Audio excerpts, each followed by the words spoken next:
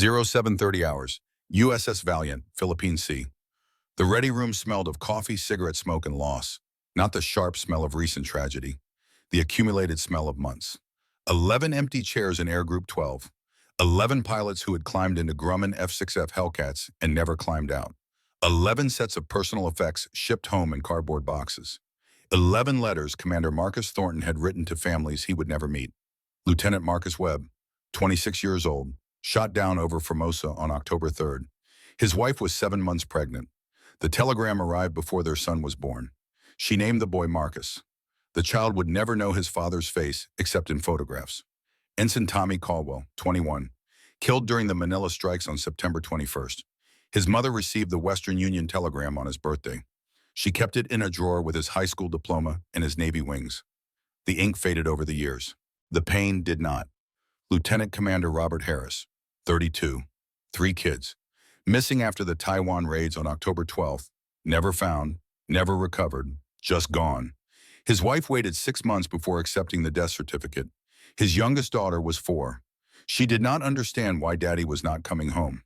Marcus Thornton sat at the long briefing table, 34 years old, dark hair going gray at the temples, lines around his eyes from squinting into Pacific sunlight, a wedding ring on his left hand that he twisted absently when he thought about home, which was often, too often.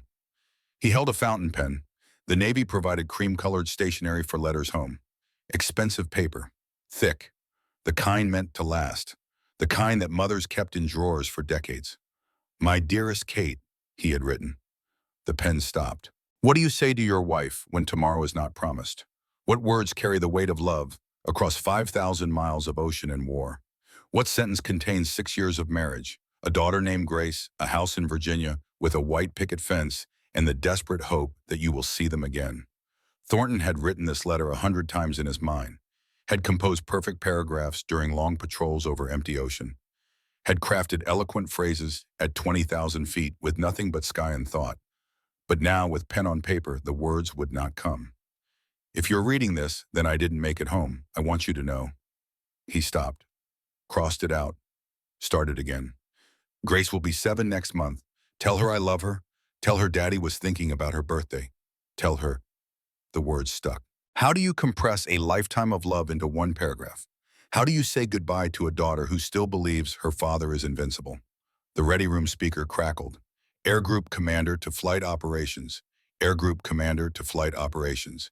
Immediate. Thornton folded the unfinished letter. 3 lines. Not enough. Never enough. He placed it in the breast pocket of his khaki flight suit. The paper crinkled against his chest, close to his heart, where it would stay. He stood, walked through the ready room, past the empty chairs, past the bulletin board with photographs of young men frozen forever at 23, 25, 28. Boys with confident smiles who had truly believed that death happened to other people. None of them had expected to die. None of them ever do. The heat hit him like a wall when he stepped onto the flight deck. 85 degrees, 0730 hours. The sun was already climbing. The Philippine Sea stretched in all directions. Blue water under pale sky.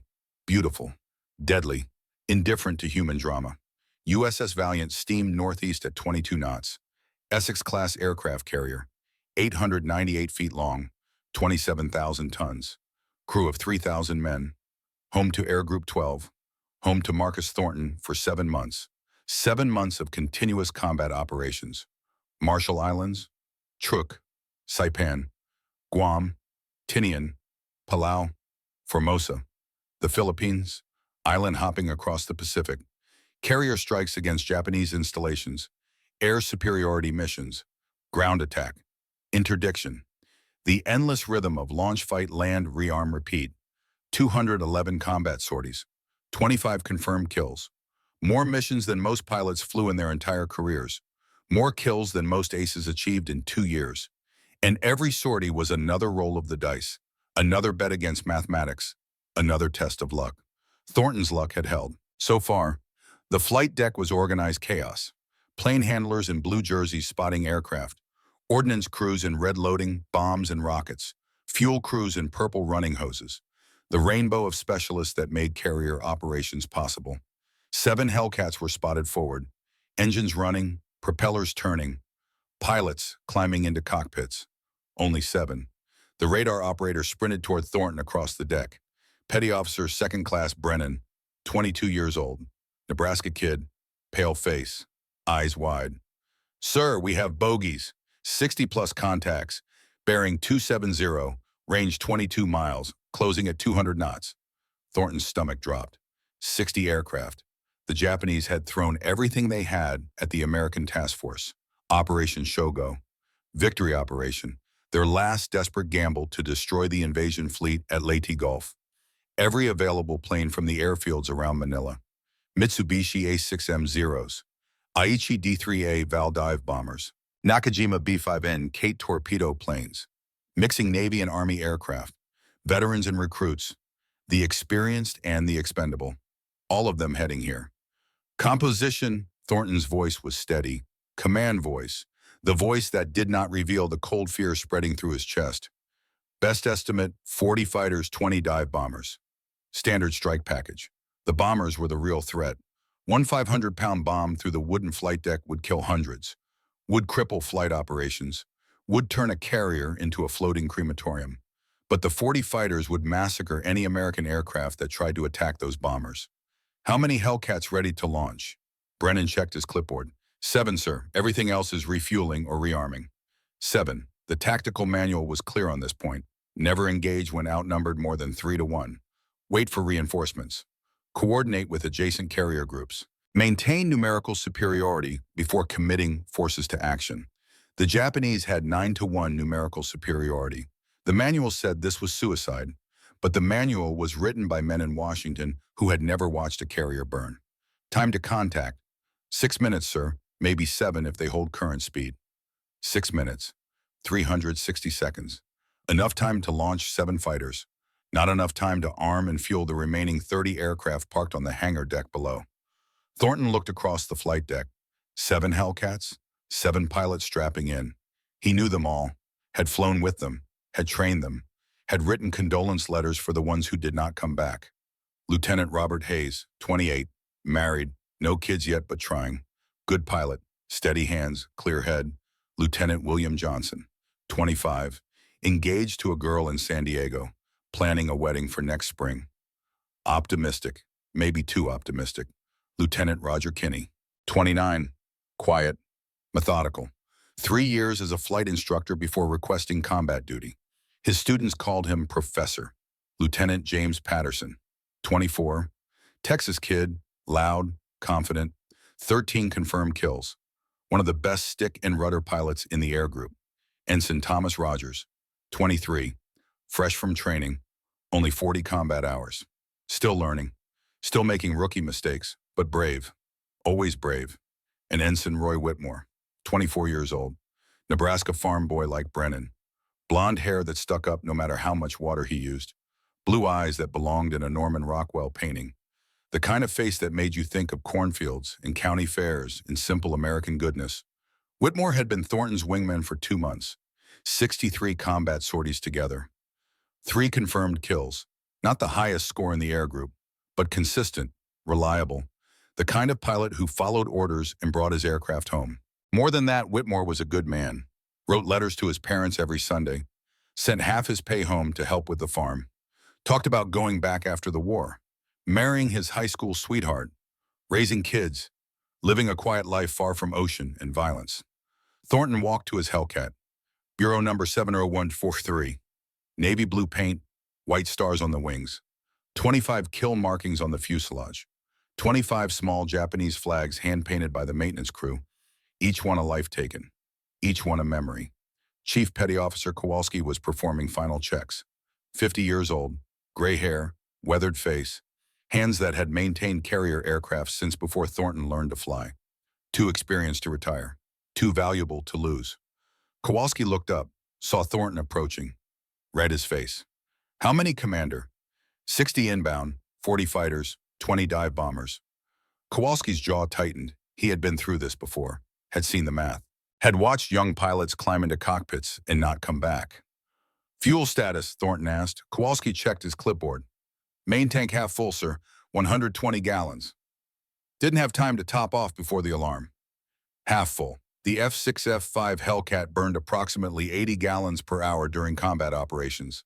High power settings, frequent throttle changes, maximum performance maneuvering.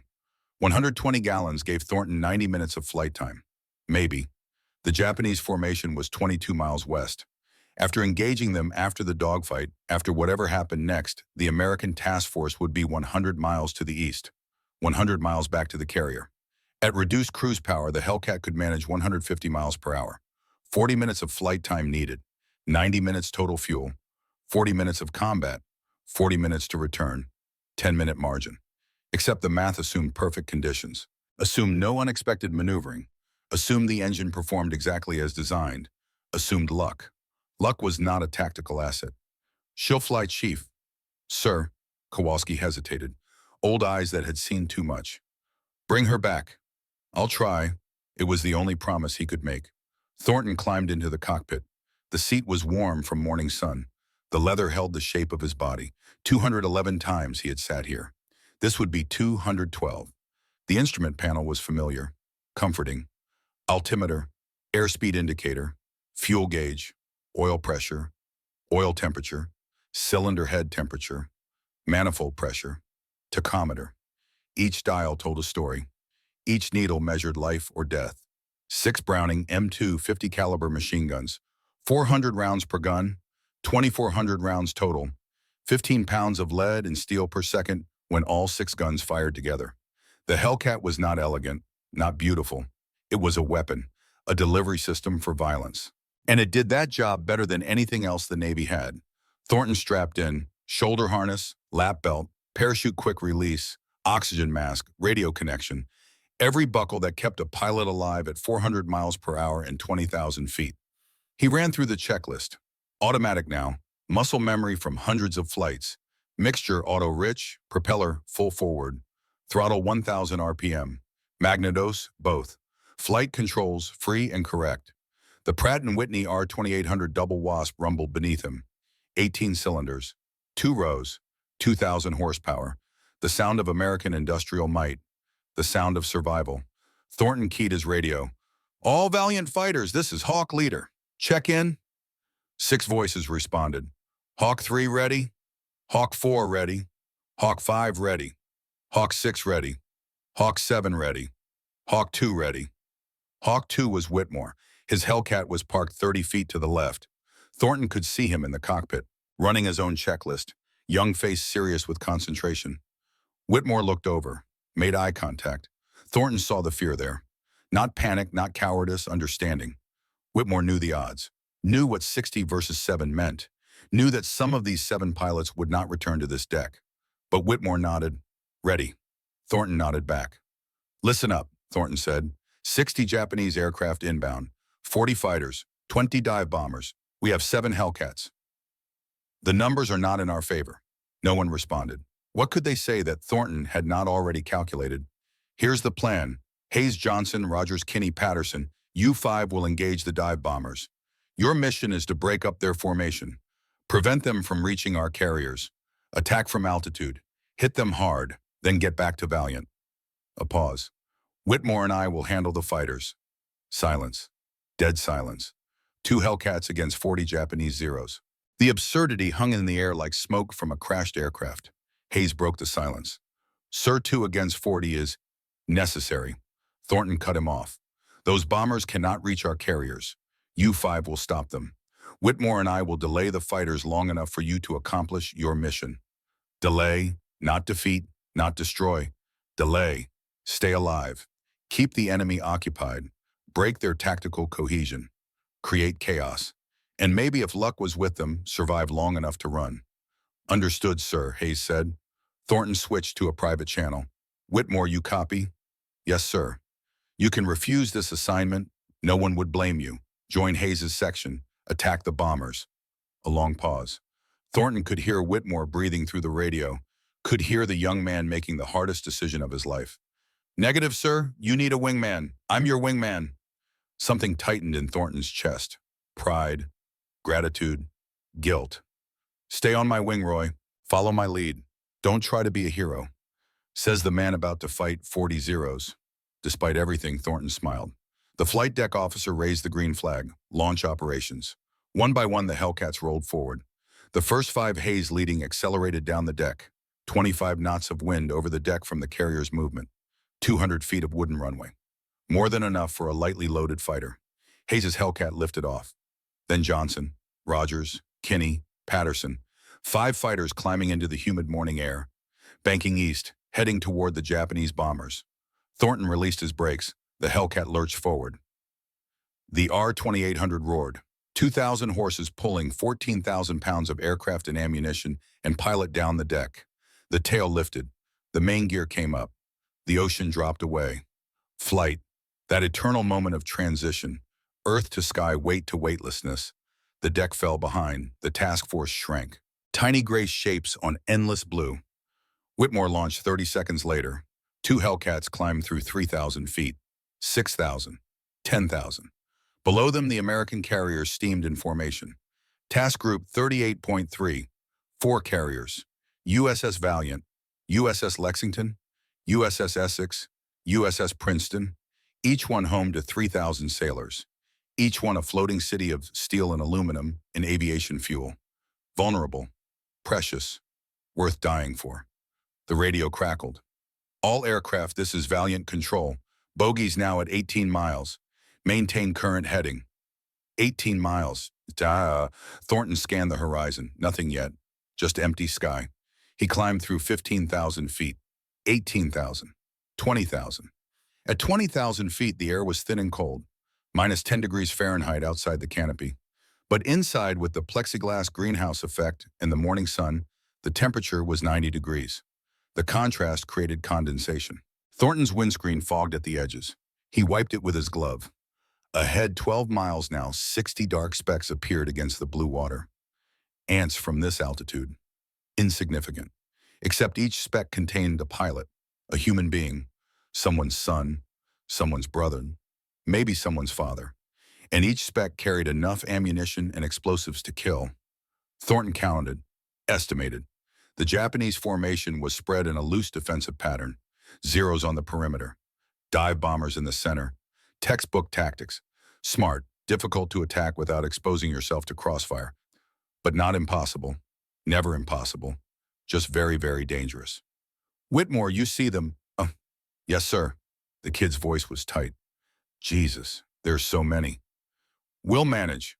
How? Thornton's hand rested on the throttle. The engine thrummed, reliable, powerful. He thought about Kate, about Grace, about the unfinished letter in his breast pocket. He thought about the 11 empty chairs. He thought about Hayes and Johnson and Rogers and Kinney and Patterson attacking the bombers right now, outnumbered 3-1, trusting Thornton to keep the fighters busy. He thought about the fuel gauge, half full, 90 minutes. And he thought about mathematics, 2 against 40, 2,400 rounds of ammunition. One chance to get this right. The numbers did not lie, but numbers were not destiny. Thornton pushed the stick forward. The Hellcat's nose dropped. 60 degrees. The airspeed climbed. 300 knots, 350, 400. The Japanese formation grew in his gun sight. How? Whitmore asked again. Thornton's thumb moved to the gun trigger. One at a time, Roy. We kill them one at a time. The wind screamed past the canopy. The altimeter unwound. 20,000 feet. 18. 16. And Commander Marcus Thornton, 34 years old, husband to Catherine, father to Grace, holder of 25 kills, descended towards 60 enemy aircraft with half a tank of fuel and a wingman who trusted him completely. The first Zero never knew what hit it. Thornton's Hellcat screamed down from 20,000 feet at 400 knots, 60-degree dive angle. The kind of attack that compressed time into geometry. The kind of attack that left no room for error. The straggler Zero flew 200 yards behind the main formation. Separation, the cardinal sin of aerial combat. In a dogfight, the herd protected you. Overlap of fire, mutual support, survival through numbers. Alone you were prey. Thornton centered the reflector gun sight on the Zero's engine, cowling. 800 yards. The distance collapsed. 700. 600. The Zero grew in his windscreen. He could see the red meatball on the fuselage. The rising sun of Imperial Japan. 500 yards. 400. The Zero pilot had not looked up, was maintaining formation discipline, was doing everything his instructors taught him. Everything except check his 6 o'clock. 300 yards. Thornton pressed the trigger. 6 Browning M250 caliber machine guns opened fire. The sound was apocalyptic, a sustained roar that shook the airframe. Each gun fired 850 rounds per minute. Total rate 5,100 rounds per minute. 85 rounds per second. 15 pounds of lead and steel every heartbeat. The tracers arced across the sky. Every fifth round burned phosphorus. Glowing orange streaks. The rest were invisible. Armor-piercing. Incendiary. Ball ammunition. The Zero's right wing disintegrated. Not holed, not damaged. Disintegrated. The 50 caliber rounds tore through lightweight aluminum like chainsaws through paper. The wing spar shattered. Fuel tank ruptured. Aviation gasoline misted into the slipstream and ignited. Orange flame bloomed. Black smoke billowed. The Zero snap rolled right. Inverted. The nose dropped. Death spiral. 4 miles of altitude between aircraft and ocean. 4 miles to watch the water rise. 4 miles to know death was coming. No parachute emerged. The pilot rode the Zero down. First kill, 0748 hours. October 24th, 1944. Thornton hauled back on the stick. 4 Gs pressed him into the seat. His vision grayed. Blood pooled in his legs. The G-suit inflated, squeezing his calves and thighs, forcing blood back to his brain. The horizon rotated. The Hellcat climbed. Airspeed bled away. 400 knots. 350. 300. He leveled at 18,000 feet. Below, the Japanese formation scattered. Zeros peeled off in all directions. Some dove. Some climbed. Some turned hard. Tactical cohesion vanished in 30 seconds. Panic propagated faster than radio coordination. In the lead Japanese aircraft, Commander Takeshi Yamada keyed his radio. Veteran of 3 years combat, 200 missions over China and the Pacific. He had never seen this before. 2 American fighters attacking 60. Impossible, insane, or brilliant. All aircraft maintain formation discipline. Do not break. Repeat, do not break. But it was too late. Fear was faster than orders. His pilots scattered like startled birds. Yamada cursed. The American commander, whoever he was, had understood something fundamental. Numbers meant nothing if coordination collapsed. 2 disciplined fighters could defeat 60 panicked ones. Hawk Leader Hawk 2, Splash 1, confirmed visual. Whitmore had followed the same attack. Dove selected a target, fired, killed, 2 down, 58 remaining. Good shooting 2, climb back to Angels 20, we go again. Copy Leader. The mathematics shifted, marginally. 2 kills meant 2 fewer guns, 2 fewer pilots. In attrition warfare, every elimination mattered, but 58 versus 2 was still suicide mathematics. Thornton checked his instruments. Fuel 110 gallons. 10 gallons burned in 2 minutes of combat. The devour, the climb, the high-power maneuvering. At this rate, 11 minutes until dry tanks. Not enough, he throttled back. 1,800 RPM. Reduced manifold pressure. The engine note changed, less aggressive, more economical. Fuel consumption dropped to 60 gallons per hour, but speed dropped too. The Hellcat could not fight and conserve simultaneously. Compromise. Always compromise. Speed or endurance? Never both. A Zero climbed toward him. Aggressive. The pilot had seen Thornton's attack and wanted revenge. Bad tactical decision. The Mitsubishi A6M50 was powered by a Nakajima Sake 21 radial engine, 14 cylinders, 1,130 horsepower, fast, maneuverable at low altitude. Could outturn anything the Americans built below 12,000 feet. But at 18,000 feet, the Zero struggled. Thin air, reduced power. The Pratt & Whitney R2800 supercharged and fuel injected produced full power to 25,000 feet. At this altitude, the Hellcat dominated. Thornton nosed over. Dove again. The Zero continued climbing, trying to meet him head-on. Classic Zero tactic. Force a turning fight where the lighter aircraft won. Thornton did not take the bait. He rolled inverted. Sky became water. Water became sky. Negative Gs threw him against his harness. Blood rushed to his head. Vision turned red. Pressure built in his skull. He completed the roll behind the Zero. Perfect deflection angle. The Zero pilot saw him too late. Tried to turn, banking hard left. Tight. Tighter than any Hellcat could manage. But Thornton was not turning. He was diving. Trading altitude for velocity. Physics on his side. The Hellcat's extra 2,000 pounds became speed. Became killing power. He fired. 2-second burst. 12 rounds per gun. 72 rounds total. The Zero's cockpit exploded. Plexiglass shattered. Aluminum framing bent. The pilot's body jerked. The canopy disappeared in a cloud of debris. The Zero's snap roll left. Violent. Uncontrolled. A dead man's aircraft obeying only gravity. Second kill, 0752 hours. Thornton climbed again. The pattern established itself. Dive, fire, climb, repeat. Simple, effective, brutal. The Japanese formation was no longer a formation. Individual aircraft fled west toward Luzon. Some dove toward the water. Some tried to climb to safety. Coordination gone. Command structure broken. Commander Yamada watched in horror. In 3 minutes, the Americans had destroyed his formation's cohesion. His orders went unheeded. His pilots fled in panic. He keyed his radio one last time.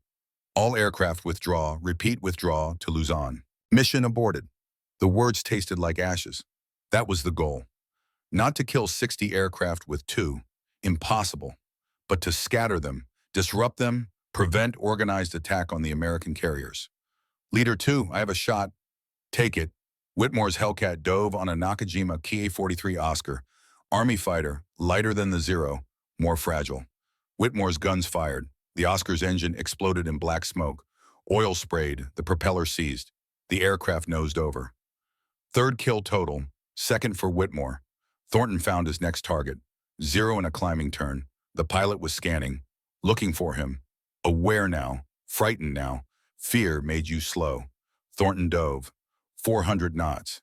The Zero turned to meet him, tried nose on, tried to force a head-on pass. Thornton rolled, pulled through, negative Gs again, blood rush, tunnel vision. His hands crushed the stick. His jaw clenched. He came out behind the Zero. Deflection shot, laid the target. He fired. 3-second burst. 108 rounds. Tracers walked up the fuselage. Tail to cockpit. Aluminum shredded. The canopy shattered. The pilot slumped. The Zero rolled, inverted, and fell. Third kill for Thornton, 0756 hours. His shoulder ached. The accumulated G-forces, 4 Gs on every pull-up, 6 Gs on hard turns. The human body was not designed for this. Blood vessels strained, heart worked overtime, muscles trembled, sweat soaked through his flight suit. Outside temperature -10, inside 90 degrees. The contrast fogged his windscreen. He wiped it. The leather came away damp. Leader bandits, 3 o'clock high. Thornton looked right. 2 Zeros diving. Coordinated attack. They had learned, 2 against 1, force him to choose which target. While he focused on one, the other killed him. 2, I need support. On my way. Whitmore climbed hard, full throttle, but he was 4,000 feet below, 20 seconds away. Thornton did not have 20 seconds. He broke left, maximum performance turn. The Hellcat shuddered, wings groaned. Moan. Stall warning horn blared. The aircraft held together. Grumman Iron Works, overbuilt, redundant systems. Not elegant, just tough. The 2 Zeros followed, tighter turn radius. They gained angle. Another few seconds and they would have firing solutions. Whitmore arrived. His Hellcat dove from above. Guns blazing. Not aimed. Moving too fast. But the tracer stream forced reaction. 1 Zero broke defensive. The other committed to his attack on Thornton. Mistake.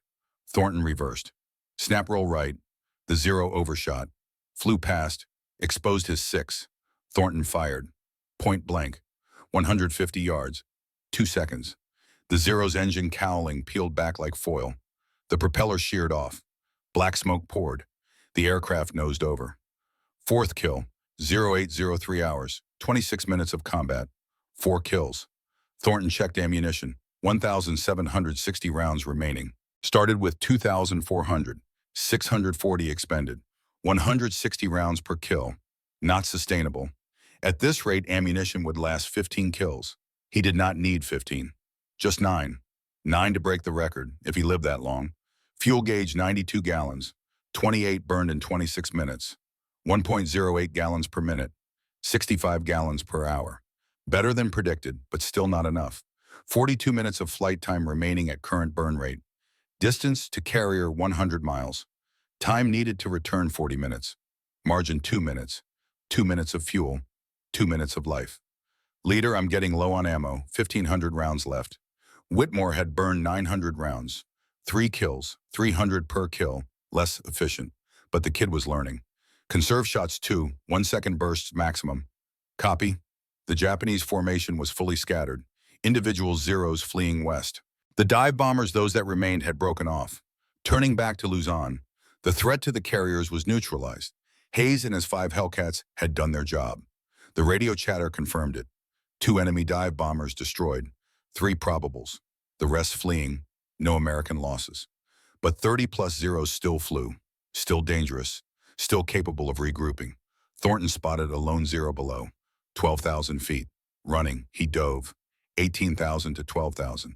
6,000 feet, traded for speed, 420 knots. Too fast, the airframe buffeted. Control surfaces vibrated, he did not care. The Zero pilot saw him, but tried to dive away, seeing his only remaining advantage. But the Hellcat was heavier, 2,000 pounds heavier. Mass times acceleration. Thornton closed to 200 yards. Pure pursuit, no deflection needed. He fired. 1 second, 60 rounds. The tracers converged on the engine. Cowling disintegrated. Smoke erupted. The propeller stopped. The Zero nosed into a vertical dive. Disappeared into clouds at 8,000 feet. Engine dead Zero meant dead pilot. Glide ratio 8 to 1. 8,000 feet gave 12 miles. Nearest Japanese airfield 60 miles west. The ocean would have him. 5th kill, 0823 hours. Thornton pulled up. 4 Gs, 6 Gs. Vision grade, went dark at the edges. Tunnel vision, only the instruments visible. Peripheral vision gone. Blood pooling despite the G-suit. He leveled at 16,000, gasped for breath. Oxygen flowed cold and pure. Vision cleared, heart hammered. "Leader, you good?" Whitmore's voice. Concerned, he had seen the pullout. Knew how close Thornton came to unconsciousness. "I'm good too." A lie. He was not good. He was exhausted. Shoulder screamed, hands trembled, sweat dripped into his eyes. Oxygen mask chafed, neck hurt from constant scanning. But alive. And there were more targets. 3 Zeros at 14,000. Flying Vic formation. Trying to stay together. Smart, not smart enough. Thornton climbed to 17,000. Positioned above and behind. Sun at his back. Height, speed, surprise. The fundamental advantages. He dove. The lead Zero saw him. Broke right. The other 2 scattered. Every man for himself. Thornton selected the trailer. Slowest, last to react. He closed to 300 yards. Fired. 1 second. Short. Economical. The Zero's wing root exploded. Fuel tank. The wing folded. Snapped at the spar. The Zero tumbled. 6th kill. 0823 hours. 48 minutes of combat. 6 kills. American single mission record was 7. Set during the Battle of the Philippine Sea. The Marianas Turkey Shoot. June 19, 1944. A pilot named Richard Stambuk. 7 kills in 2 sorties. Thornton was at 6, 1 to tie. 2 to break it. Ammunition 1,400 rounds, 1,000 expended. 6 kills, 167 per kill. The average held. But fuel 74 gallons. 46 burned in 48 minutes. 0.96 gallons per minute. 58 gallons per hour, better. He had throttled back. Conserved between engagements.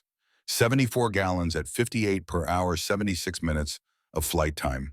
Distance to carrier 100 miles. Time needed 40 minutes minimum. Margin 36 minutes. Still not enough. Because he could not maintain reduced power during combat. The next engagement would spike consumption back to 2 gallons per minute. The math was tightening like a noose. "Leader, I'm Winchester." Thornton's blood froze. "Winchester, out of ammunition." "Say again, too." "Winchester leader, guns are dry, all 2,400 rounds expended." Whitmore had expended all ammunition, 5 kills, 480 rounds per kill, less efficient than Thornton. But the kid had gotten kills, had disrupted the formation, had done his job, and now he was defenseless. "2 RTB, return to base immediately, that's an order." Silence, then, "Negative leader, I'm staying." "Roy, you have no ammunition. You cannot fight. Return to base." Another pause. "With respect, sir, I'm not leaving you against 30-plus bandits alone. I'm staying." Thornton wanted to argue, wanted to pull rank, wanted to send the kid home to safety, to survival, to Nebraska and cornfields and a future. But he understood. The code. Wingmen did not abandon each other. Not ever. Not for any reason. And tactical calculation, an unarmed Hellcat looked identical to an armed one from distance. The Japanese would not know, would see two threats, would have to split attention. A decoy was still a decoy. All right, two, stay on my wing. We'll use you to split their attention. Copy, leader. Thornton found his seventh target. Zero climbing, aggressive. The pilot wanted revenge, wanted to prove Japanese courage. The Zero climbed hard, nose high, bleeding airspeed, trying to force a vertical fight where power to weight won. Thornton did not climb, he rolled inverted, pulled through, the world spun, sky, water, sky, negative G's, blood rush, tunnel vision, stomach in throat, eyes bulging. He completed the roll behind the Zero. The Japanese pilot was looking up, expecting Thornton to meet him climbing. Instead, Thornton was below and behind, killing position. He fired. 2 seconds, 120 rounds. The Zero's cockpit shattered. Plexiglass, aluminum. The pilot jerked violently against his harness. The aircraft snap-rolled left. Out of control. 7th kill. 0845 hours. 70 minutes of combat. 7 kills. American record tied. Thornton's hands shook. Not fear, exertion, sustained G-forces. 70 minutes of high-intensity combat. Shoulders burned. Neck ached. Back screamed. Vision blurred. And fuel 58 gallons. 16 burned in the last 32 minutes. 0.5 gallons per minute. 30 gallons per hour. He had managed to reduce consumption even further. But 58 gallons was not enough. Not for what came next. Because ahead fleeing west was a lone Zero. Straggler, running for Luzon. 8th kill potential. Thornton checked his position. 112 miles from Valiant. The dogfight had carried him west. Chasing kills. Following targets. 58 gallons. 112 miles to safety. At reduced power, 50 gallons per hour consumption. 70 minutes of engine time. 112 miles at 150 miles per hour, 45 minutes needed. Margin 25 minutes. Except he would need high power to catch that Zero. 5 minutes at 2 gallons per minute. 10 gallons? 58 minus 10 equals 48 gallons. 48 gallons would not get him home. Thornton's thumb hovered over the throttle. Kate. Grace. The unfinished letter. The math said stop, said survive, said records don't matter if you're dead. But something else said go, said finish, said you came this far. He pushed the throttle forward. The R-2800 responded. Full power. The Hellcat surged. The fuel gauge needle dropped. Leader, what are you doing? One more Roy. Skipper, the math doesn't work. I know. Then why? Thornton watched the Zero grow larger. 5 miles, 4, 3, because that's 8. 8 ties the record, and if I'm going to die out here, I might as well die a record holder. Silence. Then Whitmore's voice, quiet, respectful. Yes, sir. 2 miles. The Zero pilot saw him. Violent evasives, hard right, snap roll, divvy, climb, desperation in every movement. Thornton followed, matched every turn, anticipated every move. Superior power kept him locked on. 1 mile. The Zero reversed, tried nose on, tried to force a head-on pass where luck might win. Thornton rolled, pulled through, came out behind, 200 yards. He fired, 3 seconds, 180 rounds. Tracers converged on the engine. Cowling peeled back. Propeller hub shattered. Oil sprayed. Smoke poured. The engine seized. The Zero's nose dropped. Negative G's. The pilot slammed forward. Vertical dive. 8th kill, 0852 hours, 92 minutes of combat. 8 enemy aircraft destroyed. American single mission record tied. Thornton leveled at 16,000. Hands trembled. Body exhausted. But mind clear. Focused. He keyed his radio. Valiant, this is Hawk Leader. 8 confirmed kills. Repeat. 8 confirmed. Static. Then disbelief in the radio operator's voice. Hawk Leader, say again. 8 kills Valiant. 8 enemy aircraft destroyed. Long pause. Copy Hawk Leader. Outstanding work. RTB when able. Return to base when able. Thornton looked at his fuel gauge. 38 gallons. His blood went cold. 38 gallons. 118 miles from USS Valiant. He had traded survival for glory, and the bill was coming due. But ahead, 6 miles west, 1 more Zero fled toward Luzon. 9 would break the record. Thornton's hand moved to the throttle. 38 gallons of fuel. 118 miles from safety. and one more zero fleeing west. Commander Marcus Thornton made a calculation, not with numbers, not with fuel consumption rates or distance equations, a calculation of legacy, of meaning, of what mattered. 8 kills tied the record. 9 would break it. 9 would make history that lasted beyond one man's life, beyond one morning over the Philippine Sea. 9 would mean something in 50 years, in 80 years, in a century, if anyone remembered, if anyone cared. Thornton pushed the throttle forward. The Pratt & Whitney R2800 roared. War emergency power, 61 inches of manifold pressure, 2,800 RPM, maximum output. The fuel gauge needle dropped like a stone thrown into a well. "Skipper, what are you doing?" Whitmore's voice. Concerned. The kid could see Thornton's course, could see the lone zero 6 miles ahead, could do the mathematics of death. "One more, Roy. Just one more." "Sir, you'll never make it back." "Probably not." "Then why?" Thornton watched the zero grow in his windscreen. 6 miles, reframe, the gap closed at 300 knots combined closure rate. Because 9 is more than 8, 9 is the number that matters. He did not say the rest, did not say that he had already written the letter to Kate, already made his peace, already accepted that this morning might be his last. Did not say that if he was going to die, he wanted it to mean something. 4 miles. The zero pilot saw him coming, threw the aircraft into desperate evasives. Hard right, snap left, dive, climb. The movements of a man who knew death was behind him and accelerating. Thornton followed, calm, patient. The Hellcat's superior power negated every defensive maneuver. The zero could turn tighter, could climb faster at low altitude, could outmaneuver in a sustained dogfight. But this was not a dogfight. This was an execution. 3 miles. Thornton's fuel gauge showed 32 gallons, 6 gallons burned in pursuit, 2 minutes at high power. The mathematics were relentless. 32 gallons, 124 miles from USS Valiant after he made this kill and turned east. At minimum cruise power, 45 gallons per hour consumption. 43 minutes of engine time. 124 miles at 150 miles per hour, 50 minutes required. Deficit 7 minutes, 12 miles. He would ditch in the Philippine Sea 12 miles short of the carrier. The water was 4,000 feet deep, 78 degrees. Survival time maybe 4 hours if hypothermia did not take him first. If sharks did not find him. If the swells did not drown him in his life vest. 2 miles. But those calculations were future problems. Right now there was only the target. The zero. Kill number 9. The zero reversed, tried to go nose to nose. Tried to force a head-on pass where luck and courage might prevail. Thornton rolled inverted, pulled through, negative G's throwing him against his harness. Blood rushing to his head, vision going red. He completed the maneuver behind the zero. 1 mile, half mile, 200 yards. Perfect firing position. Thornton centered the reflector gun sight on the zero's engine cowling. His thumb moved to the trigger. The last burst. The final expenditure of ammunition for this target. He pressed. 6 Browning M2 machine guns fired. 3 seconds.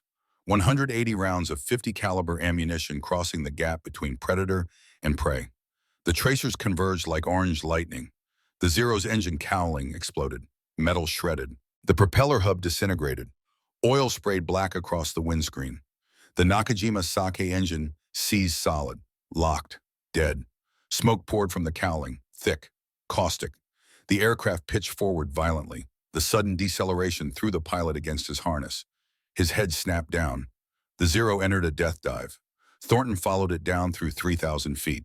Watched it fall through 5,000, 6,000. Watched it disappear into a cloud layer at 8,000 feet. He did not need to see the impact. A zero with no engine at 8,000 feet had one destination, the ocean. 9th kill, 0857 hours. October 24th, 1944. 97 minutes of continuous combat. 9 enemy aircraft destroyed. American single mission record. Broken. Thornton leveled at 15,000 feet. His hands were shaking, his heart hammered. His breathing came fast and shallow through the oxygen mask. He keyed his radio. "Valiant, this is Hawk Leader." Static. Then the radio operator's voice. "Go ahead, Hawk Leader." 9 confirmed kills. Repeat, 9 enemy aircraft destroyed. Silence. Long silence. Thornton could picture the radio operator looking at his log. Checking, rechecking. 9 kills was impossible. No Navy pilot had ever achieved 9 in a single mission. Hawk leader confirmed 9 kills. Confirmed 9 enemy aircraft, Mitsubishi Zeros and Nakajima Oscars, all destroyed. Another pause. Copy Hawk leader, 9 confirmed. Outstanding work. The radio operator's voice cracked. Sir, that's a new record. That's incredible. Acknowledge. Hawk leader returning to base. Thornton switched frequencies. Checked his fuel. 32 gallons. His stomach dropped. He had known it would be bad, had calculated it, had accepted it. But seeing the needle that low, seeing the physical evidence of his decision, made it real in a way mathematics never could. 32 gallons. 124 miles from USS Valiant. He throttled back to absolute minimum. 1,800 RPM, 14 inches manifold pressure. The engine note dropped to a low rumble. The Hellcat's airspeed bled off. 190 knots, 170, 150. Fuel consumption at these settings, 45 gallons per hour. 32 gallons gave him 43 minutes. 124 miles at 150 miles per hour, 50 minutes required. The math was brutal, final, inescapable. He would run out of fuel 7 minutes short of the carrier.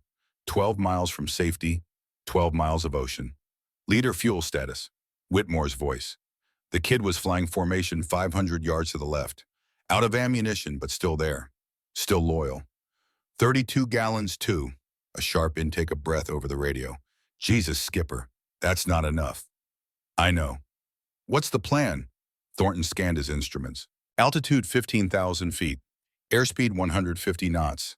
Fuel pressure 11 psi dropping. Oil pressure 60 psi. Cylinder head temperature 230 degrees. Everything nominal, everything working. For now. We trade altitude for distance, Thornton said. Every 1,000 feet gives us roughly 2 miles of glide range. We're at 15,000. That's 30 miles of gliding when the engine quits. Still leaves us 90 plus miles short. Then we pray the engine runs longer than the math says it will. Silence. Whitmore knew as Thornton knew that engines did not run on prayer. They ran on fuel, and when the fuel was gone, they stopped. Simple. Mechanical. Final. Skipper. Whitmore's voice was quiet. My fuel's worse than yours. I've got maybe 26 gallons. Thornton closed his eyes briefly, opened them. The horizon stretched endless. Blue water meeting pale sky. No landmarks, no reference points, just ocean. How long, Roy? 35 minutes. Maybe 38 if I glide the last 10 miles. Distance to Valiant. 114 miles from my position. The mathematics were worse for Whitmore. The kid would ditch 28 miles short of the carrier. Would go into the water before Thornton. Would die first, because he had refused to leave his commanding officer. Thornton's throat tightened. Roy, you should have gone back when I ordered you. Probably, sir. This is on me, my decision, my fault.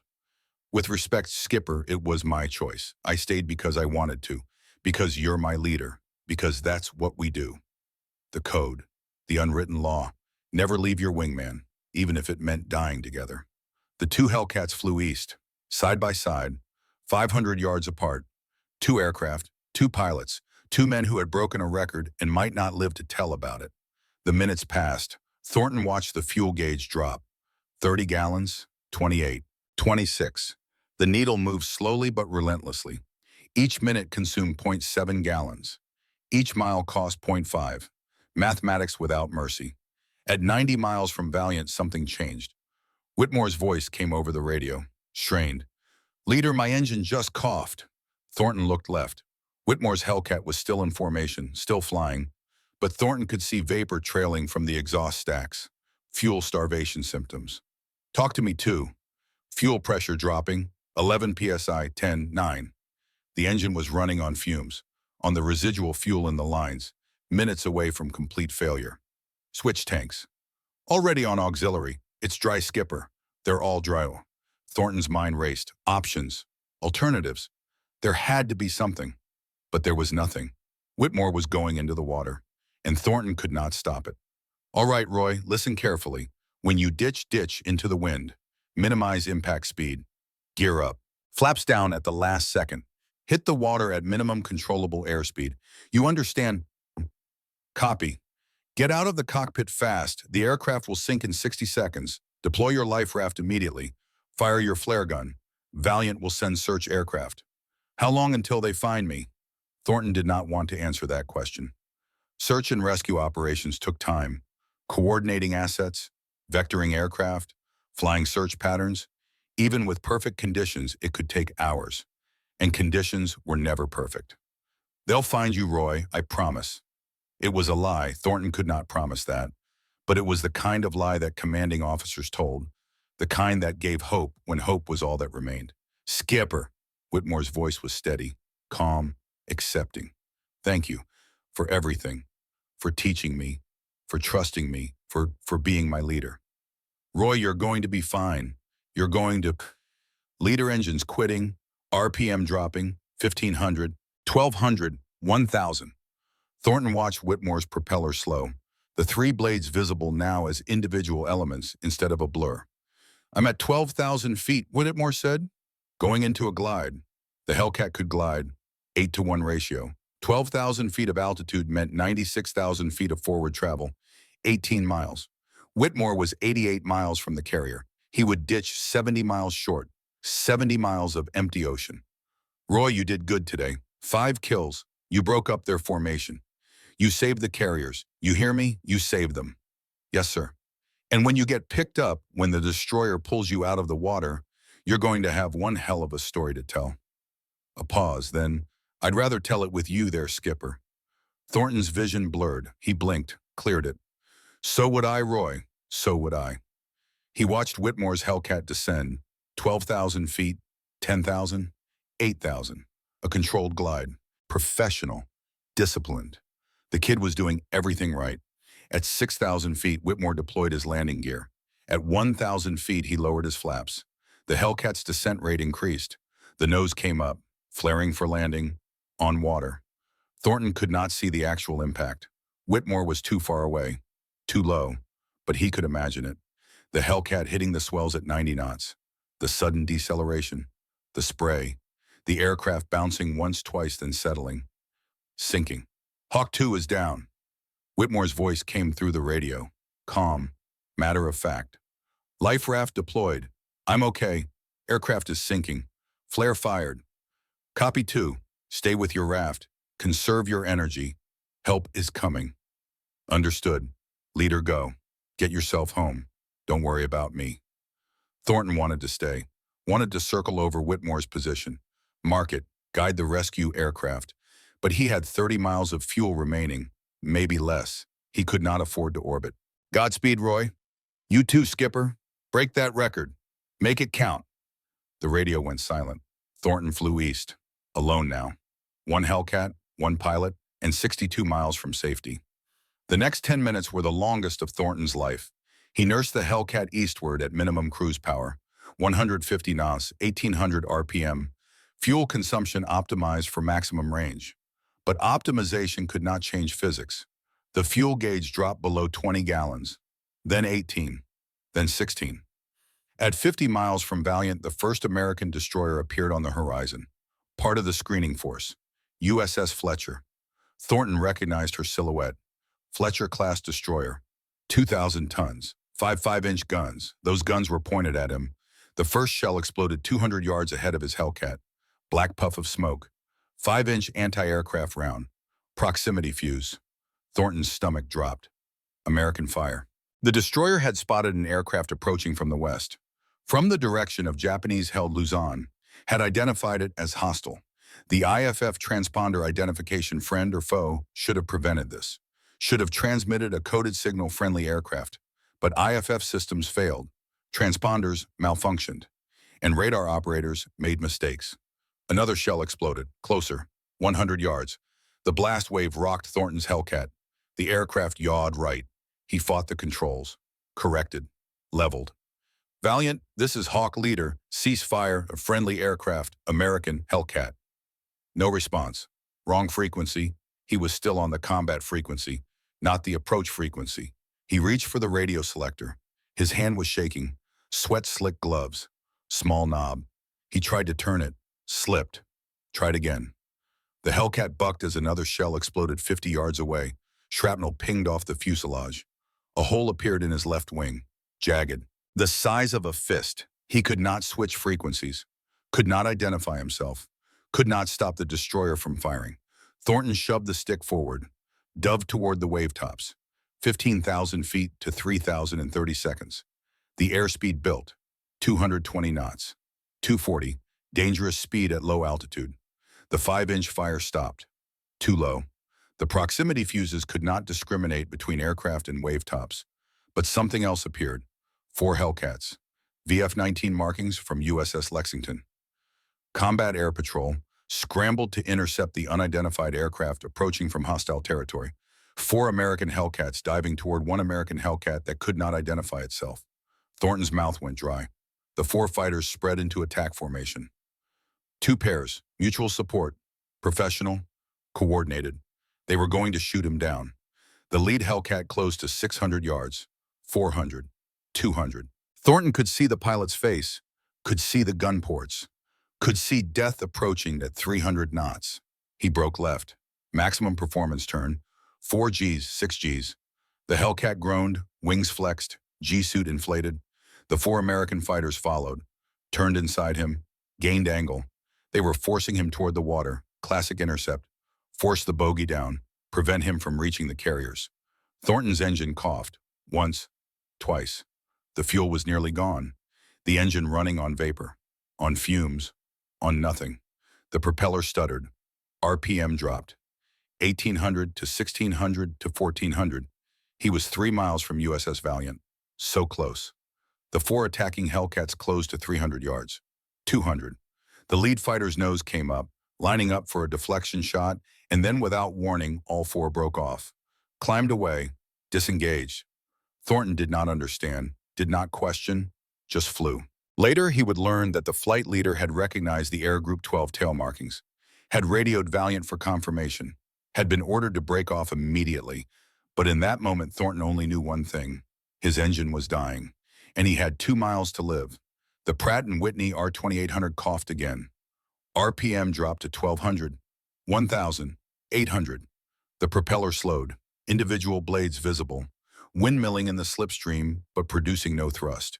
The engine quit, complete silence except for the wind through the cockpit. The Hellcat was gliding, altitude 1,000 feet, airspeed 120 knots, sink rate 800 feet per minute. Thornton did the final calculation. 1,000 feet altitude, sink rate 800 feet per minute, time to impact 75 seconds, distance to USS Valiant 2 miles. The mathematics said he would hit the water 1 mile short, 5,280 feet from safety. But off his right wing 3 miles distant was another carrier, smaller than Valiant, shorter flight deck, USS Langley, CVL-27, light carrier, and her deck was clear. Thornton turned right, the Hellcat responded, no power, just aerodynamic control. The aircraft banked. He lined up on Langley's stern, altitude 800 feet, distance 1 mile, sink rate 800 feet per minute. The mathematics said he would make it, barely. He dropped his landing gear. The hydraulic system still had residual pressure. The gear extended, locked down with a solid thunk. He reached for the flap handle, stopped. Flaps increased drag, would steepen his glide path, would cost altitude he could not afford to lose. Gear down. Flaps up, committed, 500 feet altitude, half mile from Langley. The carrier was steaming into the wind, 25 knots. The wind over the deck gave him extra airspeed, margin, not much. The landing signal officer appeared on the port side of the flight deck, yellow paddles in both hands. The LSO watched Thornton's approach, read his glide slope, airspeed, alignment. The LSO gave the cut signal, wave off. Thornton was too high, too fast, wrong approach. Thornton ignored the signal. He had no power, no throttle, no ability to adjust. Physics was flying the aircraft, gravity and momentum. 300 feet, quarter mile. The LSO gave the cut signal again, emphatic, frantic. Thornton kept coming. The deck crew scattered, men diving for cover. The LSO jumped into the safety net. Thornton crossed Langley's stern at 50 feet. His landing gear cleared the round down by 4 inches. The Hellcat slammed onto the wooden deck. Impact. The main landing gear oleo struts compressed fully. Metal on metal. The deck board splintered. The arresting wires sang. The tail hook caught the number 3 wire. Perfect. The wire stretched. 200 feet of braided steel cable absorbing the energy. The Hellcat decelerated, 90 knots to 0 in 3 seconds. 8 Gs forward. Thornton's head snapped against the headrest. His vision went black. His chest compressed. His hands crushed the stick. And in that instant, the moment the tail hook engaged the wire, the engine died its final death. Not a cough, not a sputter. Silence. The propeller stopped turning, the cylinders locked. Complete fuel starvation. If Thornton had aimed for USS Valiant 4 miles away, he would have ditched in the ocean 3/4 of a mile short, would have hit the water at 120 knots, would have died on impact or drowned in the wreckage. He had survived by 4 miles, by 60 seconds, by the width of a decision made in desperation. The Hellcat rolled to a stop. Thornton sat in the cockpit, breathing, just breathing. His hands shook, his vision swam, his heart hammered. He was alive. The deck crew swarmed the aircraft, tried to release the tailhook. The hydraulic system had no pressure. They had to manually disengage it. 4 sailors pulling and lifting. Thornton unbuckled his harness, disconnected his oxygen mask, opened the canopy. Humid air rushed in, warm, heavy, real. He climbed out, his legs buckled. 2 sailors caught him, held him upright. 97 minutes of continuous combat, high-G maneuvering, adrenaline depletion. A deck officer approached, clipboard in hand. "Commander, we need your report." Thornton's voice was hoarse. 9 kills, multiple attack runs, ammunition expended, fuel expended. The deck officer wrote it down, signaled to the ordnance chief. The chief climbed onto the Hellcat, opened the ammunition bay panels, counted the remaining rounds. He climbed down, approached the deck officer. "Sir, I need to report something." "Go ahead, Chief." "Commander has 2 rounds remaining total. Out of 2,400 rounds loaded, he fired 2,398. The deck officer stared. 2 rounds. "Yes, sir, 2. 99.9% expended. 2 bullets, 2 pieces of brass, 2 rounds that separated complete expenditure from absolute zero. The fuel crew measured the tanks, calibrated sticks, main, auxiliary, reserve, all bone dry. The crew chief reported, engine was running on vapor for the last 5 minutes. If the commander had tried for USS Valiant, he would have run out of fuel 3/4 of a mile short. Thornton processed this. 3/4 of a mile, 3,960 feet. He had made the right call, the desperate call, the only call. And he had survived by inches. 500 words. The whaleboat rocked in 3-foot swells. 20 minutes from USS Langley to USS Valiant. 4 miles of choppy ocean. The coxswain timed each swell. The boat crew worked the oars. Commander Marcus Thornton sat on the wooden bench, head in his hands. The adrenaline was gone. What remained was exhaustion, and the weight of what he had done. 9 kills, 2 rounds remaining. Engine died the second he landed. American single mission record. Broken. But somewhere behind him, 70 miles west, Ensign Roy Whitmore floated in a life raft. Alone, waiting for rescue. The price of glory. The whaleboat bumped against Valiant's hull. Thornton grabbed the boarding ladder, climbed 30 feet to the main deck. An officer was waiting. "Commander, you're needed in intelligence immediately." Thornton followed through the passageways, down 3 decks, into the intelligence center deep in the carrier's hull. Maps covered every wall. The Battle of Leyte Gulf tracked in real time. Red markers, Japanese forces. Blue markers, American fleets. A lieutenant commander looked up from the plotting table. "Commander Thornton, welcome back. 9 kills. Outstanding work." "Thank you, sir. But I need to report Ensign Whitmore ditched 80 miles west. Life raft deployed, flare fired. He needs immediate search and rescue." "Already coordinated. We had a Kingfisher float plane in the air within 10 minutes of his ditching. Destroyer USS Haywood is proceeding to his position at flank speed. ETA, 90 minutes. Thornton exhaled.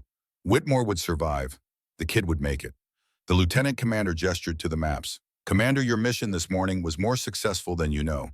The Japanese strike package you disrupted was headed here. For our carriers, your actions and Ensign Whitmore's prevented what could have been a catastrophic attack." "What about Hayes and his section?" "All 5 returned safely. 2 confirmed kills on enemy dive bombers.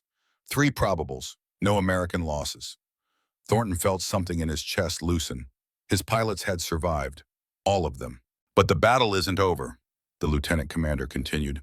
"The Japanese center force is still approaching. Admiral Kurita commanding.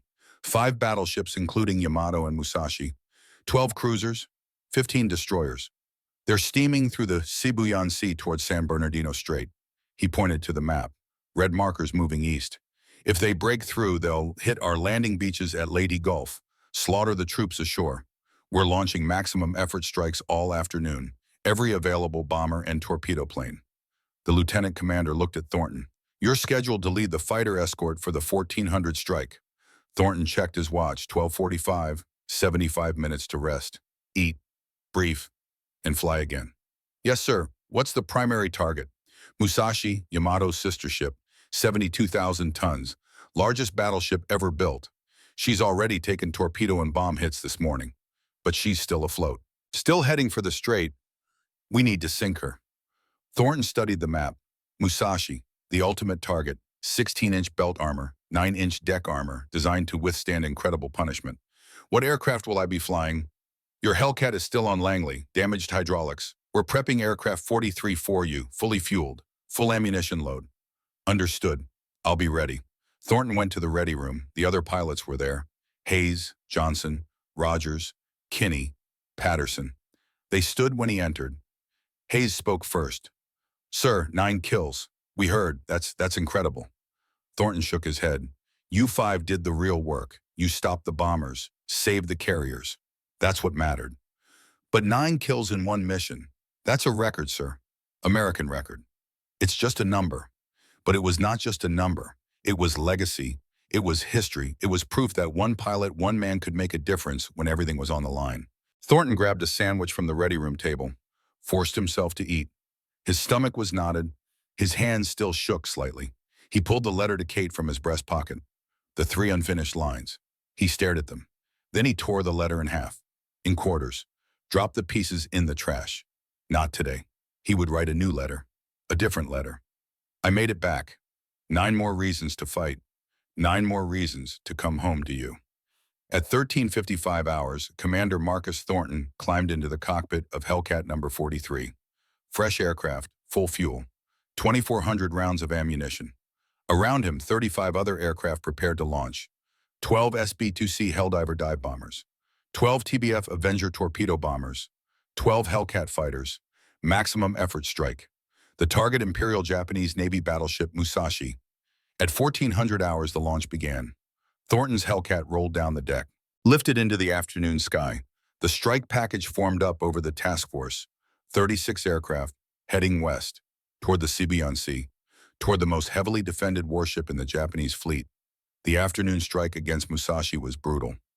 Thornton led his fighters in strafing runs against the destroyer screen, suppressing anti-aircraft fire, forcing the gun crews to take cover while the dive bombers and torpedo planes made their attacks. The sky around Musashi was solid with flak, 25mm machine guns, 40mm Bofors, 5-inch dual-purpose guns, hundreds of guns firing thousands of rounds. The air was black with explosions. Thornton dove through it, guns blazing, tracers converging on a destroyer's superstructure. The 40mm guns went silent. The crew abandoned their positions. The dive bombers rolled in, 12 Helldivers, screaming down from 12,000 feet, releasing their 1,000-pound bombs at 2,000 feet. Bombs walked across Musashi's deck. Explosions bloomed. Armor plate buckled. Fire erupted. The torpedo planes came in low, 50 feet above the water. 12 Avengers, each carrying a Mark 13 torpedo. Thornton watched them run the gauntlet, flak bursting around them. One Avenger took a direct hit, exploded in a fireball. The pilot never had a chance. But 11 torpedoes dropped. 11 white wakes racing toward the massive battleship. Musashi tried to turn, 72,000 tons attempting evasive maneuvers. Too slow, too massive. The torpedoes hit. 1, 2, 3, 4, 5, 6. Geysers of water erupted along the battleship's hull. The ship shuddered, listed to port. But she stayed afloat. Japanese engineering, redundant compartments, damage control. The battleship absorbed punishment that would have sunk 3 cruisers. Thornton reformed his fighters, counted noses. 2 Hellcats missing, 1 Helldiver, 1 Avenger, 4 aircraft lost, 12 men. But Musashi was hurt. Listing, trailing oil, fires burning. The strike package turned east, headed back to the carriers. Thornton landed on Valiant at 1700 hours, climbed out of the cockpit, exhausted. His second combat mission of the day, his 213th overall. The deck officer was waiting. Commander, Message from Admiral Halsey. Well done on the Musashi strike. We're launching another strike at 1800. Can you fly it? Thornton looked at the deck officer, looked at the Hellcats being refueled, looked at the sun setting over the Philippine Sea. Yes, sir, I can fly it. But the 1800 strike was scrubbed. At 1930 hours, the report came through. Musashi had capsized and sunk, 19 torpedo hits, 17 bomb hits, the most heavily damaged warship to remain afloat for hours. But physics could not be denied. The flooding was too much, the list too severe. At 1930, the massive battleship rolled over, capsized, sank stern first into the Sibuyan Sea. 2,300 crew went down with her. The largest warship ever sunk by aircraft, Commander Marcus Thornton flew 2 more combat missions over the next 2 days. The Battle of Leyte Gulf raged across 400 miles of Philippine waters. The Battle of Surigao Strait, the Battle of Samar, the Battle of Cape Engano. When it ended on October 27, 1944, the Imperial Japanese Navy had lost 4 aircraft carriers, 3 battleships, 10 cruisers, 11 destroyers, 26 warships totaling 300,000 tons. The Japanese Navy was finished as an effective fighting force. Ensign Roy Whitmore was rescued 97 minutes after ditching. OS-2U Kingfisher float plane spotted his life raft, radioed his position. Destroyer USS Haywood pulled him from the water. Cold, exhausted, sunburned, but alive. He returned to USS Valiant 6 hours later, found Thornton in the ready room, embraced his commanding officer. Neither man spoke. What could be said that had not already been communicated by action? By loyalty, by the simple fact that they had both survived against mathematics that said they should not. On November 14, 1944, Commander Marcus Thornton flew his final combat mission. Air Group 12 returned to the United States for rest and refit. Thornton's final combat statistics: 212 combat missions, 34 confirmed aerial kills, 21 aircraft destroyed on the ground. United States Navy Ace of Aces, the only carrier-based pilot to achieve 9 kills in a single mission, a record that would never be broken. January 1945, the White House, Washington, D.C. President Franklin Delano Roosevelt sat in his wheelchair behind the resolute desk. Commander Marcus Thornton stood at attention. Behind him, his wife Catherine, his daughter Grace, Ensign Roy Whitmore, the other pilots of Air Group 12. The citation was read, "The President of the United States takes pleasure in presenting the Medal of Honor to Commander Marcus Thornton, United States Navy, for service, as set forth in the following: for conspicuous gallantry and intrepidity, at the risk of his life above and beyond the call of duty, as Commander of Air Group 12 aboard USS Valiant during action against enemy Japanese forces on October 24, 1944. Intercepting a numerically superior force of hostile aircraft, Commander Thornton, with complete disregard for his own personal safety, led a bold attack against 60 enemy aircraft with only 1 wingman. During this action, he personally destroyed 9 enemy aircraft, completely disorganizing the enemy formation and forcing them to abandon their attack before a single aircraft could reach the American fleet. His superb airmanship, his courageous leadership, and his unwavering devotion to duty reflected great credit upon himself and were in keeping with the highest traditions of the United States Naval Service. President Roosevelt pinned the Medal of Honor on Thornton's uniform. "Commander, what you did that day saved lives, saved ships, perhaps changed the course of the battle. The nation is grateful." Thornton stood at attention. "Mr. President, this medal belongs to 11 pilots who didn't come home.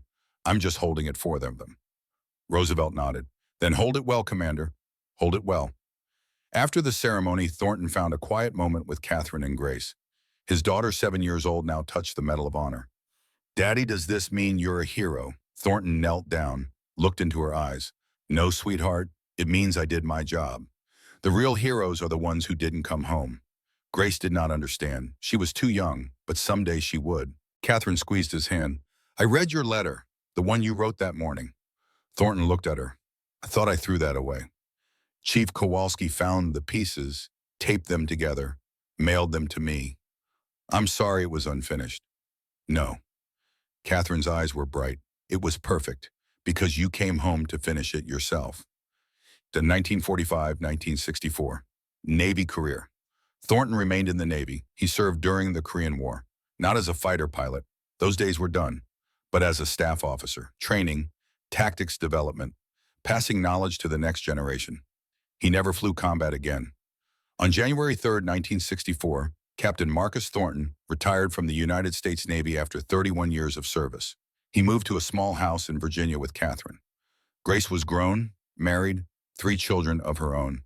Thornton lived quietly. He gave interviews occasionally, spoke at naval aviation events when asked, but he never sought attention, never claimed hero status.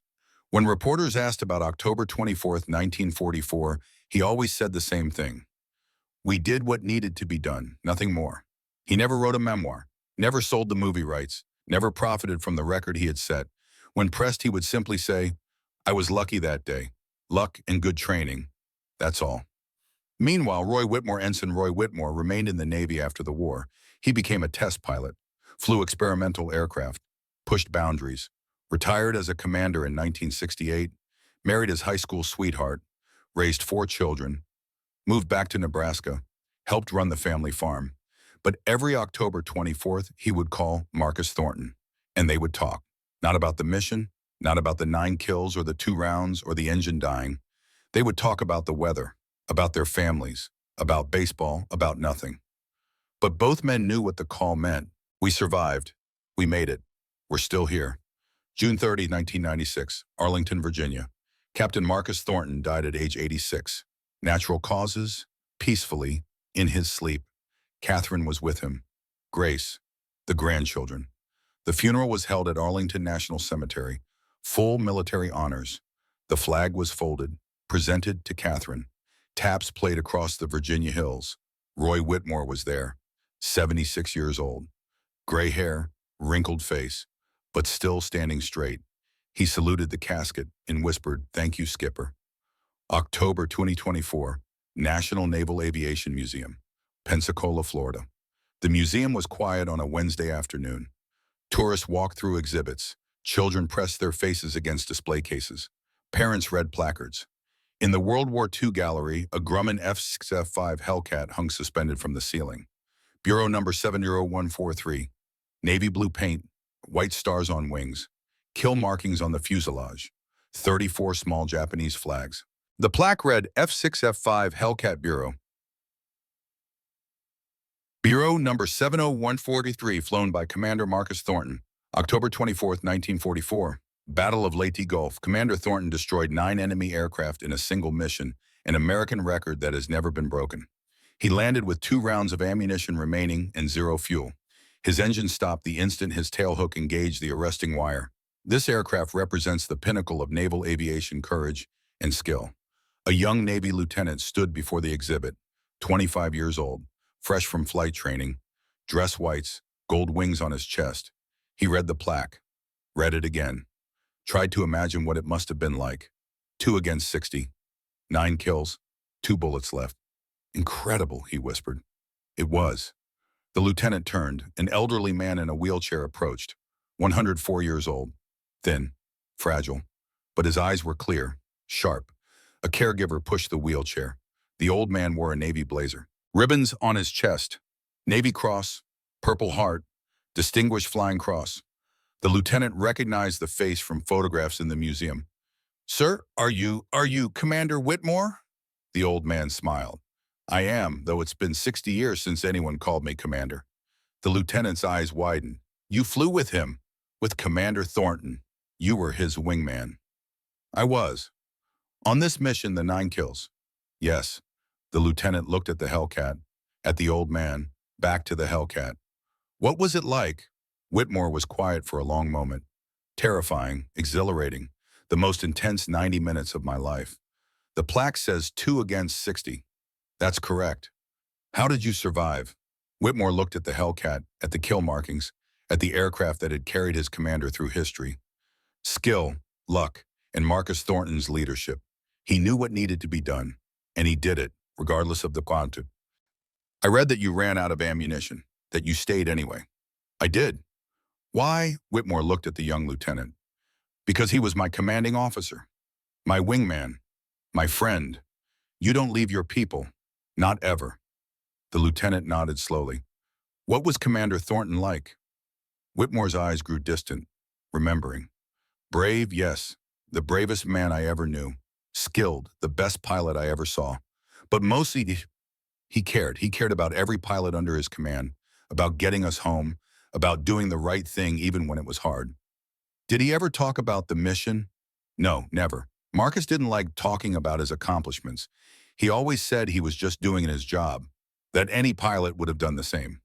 But 9 kills in one mission, that's extraordinary. It was, but Marcus never saw it that way. He saw 11 empty chairs in the ready room, 11 pilots who didn't come home. That's what haunted him. Not the record, not the medal. The ones he couldn't save.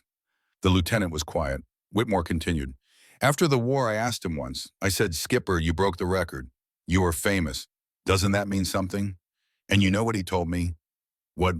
He said, Roy records are just numbers. They don't mean anything unless they mattered to someone, unless they saved lives, unless they made a difference. That was Marcus. He didn't care about glory. He cared about the mission, about the men. The caregiver touched Whitmore's shoulder. Commander, we should go. You need your rest. Whitmore nodded, but he looked at the young lieutenant one more time. You're a pilot. Yes, sir. Just finished training, FA-18s. Good. The Navy needs good pilots, needs good leaders. Sir, if you don't mind me asking, what's the most important lesson Commander Thornton taught you? Whitmore smiled. Do what must be done, even when the math says it's impossible, even when the odds say you won't survive.